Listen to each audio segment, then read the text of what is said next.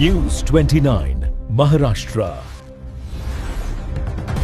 News 29 Maharashtra, तुमच्या आवाजाची, तुमच्या हक्काची बातमी. राज्यातील 13 जिल्ह्यात पेसा मोबिलायझर्सवर सरकारी गदा. 2002 पदे रद्द. ग्रामसभांचे अधिकार धोक्यात. सरकारने घेतला धक्कादायक निर्णय. आदिवासी भागात खळबळ. महाराष्ट्र राज्यातील आदिवासी बहुल भागातील ग्रामसभांना बळकटी देण्यासाठी आणि पैसा कायद्याची प्रभावी अंमलबजावणी करण्यासाठी नियुक्त केलेल्या मोबिलायझर्सच्या पदांवर राज्य सरकारने मोठा संक्रांत आणली आहे. राष्ट्रीय ग्राम स्वराज्य अभियानाच्या नवीन आराखड्यानुसार राज्यातील 13 महत्त्वाच्या जिल्ह्यांमधील तब्बल 2002 मोबिलायझरची पदे तडपातडपी रद्द करण्यात आली आहेत. या धक्कादायक निर्णयामुळे ग्रामसभांच्या स्वायत्तेवर प्रश्नचिन्ह निर्माण झाले आहे. दुर्गम भागातील विकासाची प्रक्रिया पूर्णपणे कोलमडण्याची भीती व्यक्त होत आहे. पूर्वीच्या धोरणानुसार एक ग्रामसभा एक मोबिलायझर ही संकल्पना राबवली जात होती, ज्यामुळे स्थानिक पातळीवर सरकारी योजनांची माहिती पोहोचवणे आणि ग्रामसभाचे नियोजन करणे सुलभ होत होते.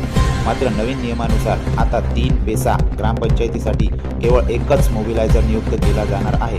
या निर्णयामुळे राज्यातील मोबिलायझरची संख्या 3003 वरून थेट 1001 वर आली आहे. यामध्ये नाशिक, पालघर, नंदुरबार, गडचिरोली आणि यवतमाळ यासारख्या संवेदनशील जिल्ह्याचा सर्वाधिक फटका बसला आहे.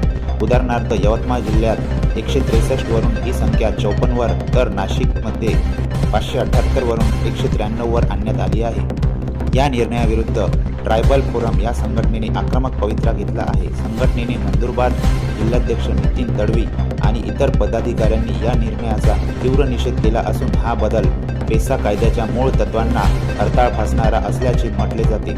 कोणत्याही कायदेशीर पडताळणीशिवाय आणि जनताची सल्लागार परिषदेची चर्चा न करता घाईघाईने घेतलेला हा एकतर्फी निर्णय तातडीने स्थगित करावा, अशी मागणी आता जोर धरत आहे. एकाच मोबिलायझरवर 3 गावाची जबाबदारी सोपवल्यामुळे कामाचा ताण वाढणार असून ग्रामसभांमधील चर्चा आणि निर्णय प्रक्रिया विस्कळीत होण्याची शक्यता आहे.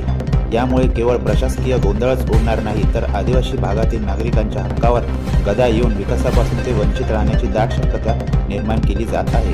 आता या वाढत्या विरोधामुळे शासन आपल्या निर्णयाचा फेरविचार करणार का, याकडे संपूर्ण राज्याचे लक्ष लागले आहे.